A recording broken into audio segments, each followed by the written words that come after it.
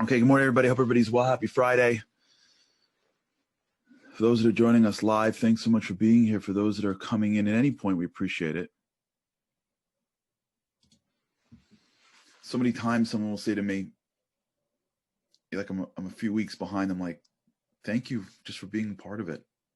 I just appreciate that you guys are here, that we can do this together. And thank you so much for doing this. Just being together is the most important thing. So thank you. We're going down a little bit of an unclear road. I'm trying really hard to make sure that I'm not saying things that sound too Pollyannish, that can be dismissed because it sounds like it's too lofty. The idea that I can be an unconditional giver and that be the sort of the core purpose of my life, and I watch it manifest everywhere I go, is something that's really big, but it's possible. And if it's not possible to achieve it, it's worthy to strive for it. Now, I'm not there, but at least we can talk about it. And one of the things that I want to do before we get to where we ended off yesterday, which is the world of helping others be givers, is I want to remind us back to the Navy SEALs, or our Navy SEALs, that when the cadet shows up in training and they say, we'd like you to do, how many push-ups can you do? And he's like, I can do like 30. They're like, okay, we'd like you to do 7,000. He's like, what? I'm sorry. I thought you thought, yeah, no, I'm going to die. And when they put him in a water, I don't know if you guys know what goes on. And it's not just the SEALs, it's every commando group. It's everywhere. When these commandos come in, they're not commandos. They're kids. They think they're like really, really important because they could do like 25 pull-ups. And then like they say, by the way, let's go running. And they're like, for how long? They're like, I don't know, 2 straight days. We had on our trip, in the Momentum trip, our first trip ever. We had one of the madrichim, which is one of the counselors, was an ex-commando. He said that for his final exam, whatever exam, I have my quote hands on for those that are listening. For his final test, they had to walk somewhere for 3 straight days. 3 straight days of walking, morning and night, climbing, doing, I don't know. People were passing out and they're helping each other up. It's like it was impossible. The becoming a commando is not when they give you like the cool uniform and when like you jump out of an airplane. And the becoming the commando is the moment you realize that there's a part of me that I never thought was in there that is stronger than I thought. That shift of I can't to maybe I can, let me try, is the shift of when you have a commando mindset. The ability to give, we think, is limited because of our conditioning, our background, people that have hurt us. The minute we commit ourselves to being commandos, of giving commandos, we start to push ourselves and we start to explore new areas of what's possible for my life. What's possible for me in terms of being in control, in terms of being not in need of somebody else, but being the giver in every situation. Even if in some situations it looks to them like as if I'm taking. Right? Not helping the kid on the homework is giving, even though to the kid it looks like you're taking. Parenting children when you want to be their best friend, but they need a parent now. When the best friend thing ended and now they actually need a disciplinarian because they have no structure. That way of life is actually taking, if you will, is really giving. And if you follow this way of thinking, what you'll realize is that the greatest gift you can give somebody else is also to be a giver. Also to enjoy giving. Also to have positive memories of giving. Also to know how to give. And the way you start to help people know how to give is by empathizing with them. The greatest thing you could give somebody is make them a giver. Sometimes make somebody a giver means you have to make them independent. Why wouldn't you? We would love to think that I can just give somebody, but guess what? Sometimes when you give things to people, you actually make them weaker. Sometimes if you have an employee and they do a bad job and you say, you know what, I'll do it for you. Anyone do this? Anybody have people, not for me, people that work for me are the best in the world, other people. You ever have people that you just like, I'll just do it myself. I'll just do it myself. You ever have that? I'll just do it myself. You know what that is? That's not giving to your employees. That's taking from them. Because you are not enabling them to be independent, to be able to do their job properly, to be givers. Sometimes the way you actually are going to create a world where it flows correctly, the way it's supposed to flow in life is I'm giving to you legitimately, and you're giving to me legitimately. So I have what I need, not because I took it from you. I have what I need because you gave it to me. That's the way it's supposed to work. That's the way a relationship is supposed to work. Friendships, business partners, married partners. That's the way it's supposed to work. I'm interested in making your life better, and you're interested in making my life better. So we both get by extension, not by taking. But it doesn't work if there isn't an initial party to start the dance. Somebody's got to be the big person to start the dance. And we have the ability to do this all the time. We have the ability to build givers everywhere we look. We spent weeks on the idea of our eyes and how our eyes can see things in people. Remember that? Remember the story? And my teacher and what he saw, what he was doing, he wasn't just like, okay, fine, pitying me. He wasn't like, okay, you feel down, pat on the head. No, he was building. He was ennobling me. And I hope to make him proud. When you see greatness in people, what you're doing is you're building them into independent givers that have the strength physically and emotionally to see good of themselves, to take new things on. That's the greatest gift you're giving them. When you see the greatness in somebody else, you're not just giving, you're not just filling them up as if they're taking from you. You're actually building somebody up to ultimately be a giver themselves, to become independent of the wants and of the looks and of the approval of everybody else. An adult that has everything for them physically, everything, but needs everybody to constantly tell them how great they are. They're not giving. They could be handing people money. They could be hosting in their beautiful home. They could be giving out compliments, but they're not giving because they're too insecure to be giving from a place of security, of confidence, of esteem. So if they had that, like that scenario where like you have that like teacher or coach or parent that drives you, never lets you up. You know what I'm talking about? Never lets up, never good enough, never good enough, never good enough. You know those people? Never good enough. Then they sit back and that person who they've driven nearly to death accomplishes something big. And they go, you see? Meanwhile, if you look into that person's head, they're not there. They're broken. What takes place on the outside doesn't matter. It's on the inside. You see people like this in every scenario in life. On the outside, they look amazing. On the inside, they're totally shattered. And the people that shattered them, see how good I did? They're not givers. You didn't build them up into be something great. And I believe in my core, I think people are trying their hardest. God bless them. God bless everybody. There are some people that really are worried that the person that they're driving is going to embarrass them, is not going to deliver. It's a little bit of that me inside the drivers also.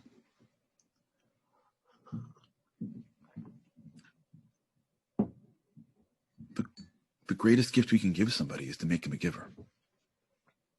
Understand that. That's really a gift you can give somebody else. The greatest nachas. Nachas is Yiddish for like inner spiritual joy. The greatest nachas you can have from the people around you is when you see them growing and becoming independent givers. I don't mean givers just physically, I also mean spiritually. And we do that by being empathetic to them. We do that by putting ourselves in their scenarios. We do this by not expecting of them that which we see from ourselves. Last night on the Shabbat show, we had a whole show on love. If you haven't checked it out, you really should. And I want to give a special shout out to the Project Inspire team, including Rabbi Yaakov Ginniger. If you guys know Rabbi Ginniger, he is a 100% superstar. He puts these shows together. My wife said to me, she's like, I can't believe you guys come up with these shows. It's like unbelievable. Like, how do you do it? I'm like, don't look at me. These guys produce a show. I just roll in, man. Like, yesterday's show was on love and how it's unconditional giving. It was awesome. You should check it out. This great Rebbitzin, whose son was born severe issues, and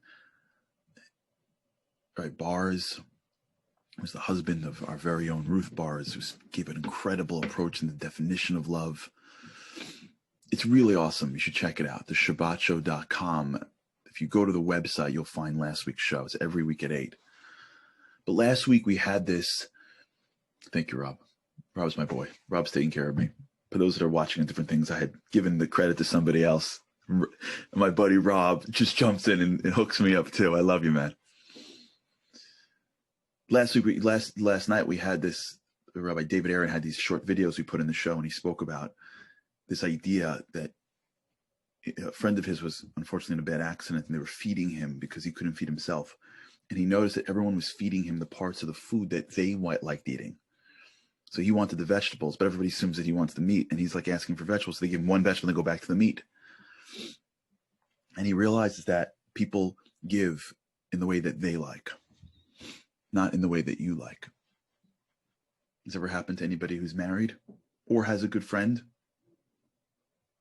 or is related to anybody? Anyone related to anybody that does this?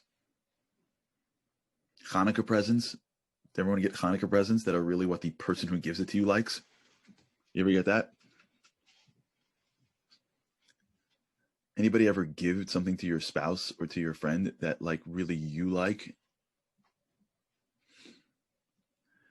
But more importantly, and we spoke about this yesterday, you have to understand that the greatest thing you can do in a relationship, any relationship, is strategically enable the person that you're connected to give you properly. When you're connected to somebody and you cross your arms and demand, even if you don't say the words, of course. We're so much better than that. This is one of the great distinctions between Americans and Israelis. For anyone who's Israeli that's listening right now, you're not going to know what I'm talking about. And that's a good thing. So don't worry about it. For the Americans in the room, you understand. And even for Americans, UK, South Africa. I don't know how it is in South America. If someone's from South America, let me know. But I feel like South America is close to Israel on this. We don't say things. We're passive aggressive here in America. You know what I'm talking about? Canada. I think Canada's with us. I think Canada's with us on this one. I one time was doing a business pitch, a startup organization for a friend of mine together he was Israeli. He had this technology. So we went around to a bunch of American investors. Never forget this. And, I grew up in this world, man. I grew up in this world, man. Corporate America, law firms, Ivy. This is I was nursed in this world. So he comes in, this is perfect. He comes in and he presents and they're like, wow, that's nice. Interesting. Very interesting. Yeah. Let's circle back next week. I got to do some diligence, right? He comes out. We're in the cab in the city. He looks at me and goes, I think I killed it. I'm like, you got rocked. He's like, what? He's like, they love me. I'm like, they hate you. He's like, how could they hate me? Everything they said was nice. I'm like, you Israeli, you say what you think. We're Americans. We don't say what we think. Are you joking me? You think we're going to say something that's not nice in public to you? Are you kidding me? Goes, you're totally wrong. I'm like, okay, fine. I get him on the phone in the cab. Like, hey guys, what do you think? It's like, that was terrible. No way. No one's investing in this thing. This is ridiculous. He's like, what? How did you know? Like, how did I know? Are you kidding? I'm born here. You think any good American is telling somebody it's a bad idea? You go to Israel, you go to a park, a guy will come up to you and be like, why aren't you wearing a sweater? What's wrong with you? It's cold. You know what I'm talking about? You will literally have your children in the park and someone will be like, I'm sorry, you know that it's dangerous. You should watch your kids better. I'm like, sorry, do I know you? I was also online in a makola in Israel, and I saw the lady in front of me ask for something, and she used a grammatically way of saying it. And the lady said, Geveret, which means, Mrs., and she corrected the way she spoke. That would never happen in America. Do you know what I'm talking about? I love it. Israelis, don't change. Just be you. It's the best. Honest. Straight. And they don't even know what they do wrong. To an American, they're like, oh my gosh. I think Canada's with us. South Africa's with us. Australia's with us. And I think the Europe is. That's my sense. Tell me if I'm wrong if you're listening to this. My sense is that Russia, South America, Israel is on the other side, on the honest side. That means that if you grew up in this Western way of like just sort of like digesting it and passively aggressiving it out, you could be married for like 15 years and your spouse has no idea what you're talking about. And the way we think we're communicating is like passive aggressive, like hints, being mad without saying anything, right? Hanging up, like not hanging up on them, of course not, just being curt when they call, not calling them back. You know, talking about this stuff, the games we play. You didn't know? They're like, no, I don't know. I don't read your language. I don't know what you're talking about. I'm too busy worrying about my life. I'm too busy worrying about social media. In that relationship, you're not worried about the other person. You worry about yourself. It's okay. It's called being normal. But let's not be normal for 20 minutes a day. Can you imagine if you walked into a relationship? Just stick with me for a minute here. You walk into a relationship and you say, I want to give everything to this person. And I want to make sure this person knows how to properly give to me strategically. What does that mean strategically? It means I don't got to like have long lectures every morning about what I need to be happy. I got to just be strategic. Maybe when they do something that I like, I'm super excited about it and they learn. Maybe I wait for the moment of when I'm upset when they do something wrong and all the emotions have died down. And then I speak to them calmly about it the next day. Maybe I subtly, strategically give the right knowledge to them. But I am committed not only to giving to the person I'm in a relationship with. Now, it doesn't have to be marriage. Friends, parents. It could be even parents. Siblings. Strategically. I don't mean subtly. Sometimes strategic means, can I talk to you for a second and have a real conversation with them? Just not in the heat of emotion. That's strategic. Sometimes notes and letters or texts that are nice and thoughtful, but explain things in a way that they can read it. I'm strategically, but remember, and this is where it gets super hard, and I'll end with this so we can think about it over the weekend. I'll give you questions to ponder. Think about it. Not what can I do to get something for the person in front of me? What can I do to build the person up in front of me so that when we're in a relationship, that person knows how to give? Person knows what I need, what's appropriate, what's not appropriate. Sometimes when you're dealing with younger people, they don't know what's appropriate, not appropriate. And if they don't want to, that's the whole other story. But to think this way, it's such a thin line between, okay, fine, I'll do it this way, but I really want it for me. People around us want to be good. People that we're connected to want to be good.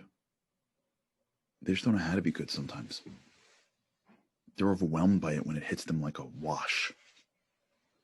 But when it's done properly, when it flows, remember the flow. When we have this thing called faucets that we use for our emotions, and we know exactly how to flow the information properly that is the best for the listener, not the best for me, people want to do good stuff. Employees want to do good. People want to feel accomplished. This is a psychological need called mastery. People want to achieve mastery even in their relationships. Can you imagine if we thought this way? And we build the people up around us so they know how to give?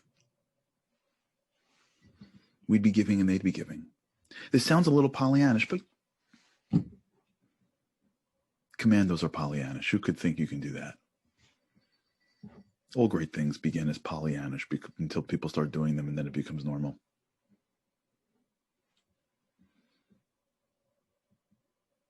All right. Think about it this weekend. Think about it this weekend. How can I look at people around me and see what I got to do to build them up, to becoming greater givers, either to me or to other people?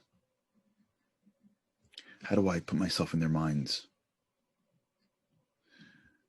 How do I become more of a giver to the people around me so that they become bigger givers themselves? All right, everybody, have an incredible weekend. And with God's help, I can't wait to see you next week. Shabbat Shalom. And thanks for being here all week. I really appreciate each and every one of you. With God's help, can't wait to see you next week.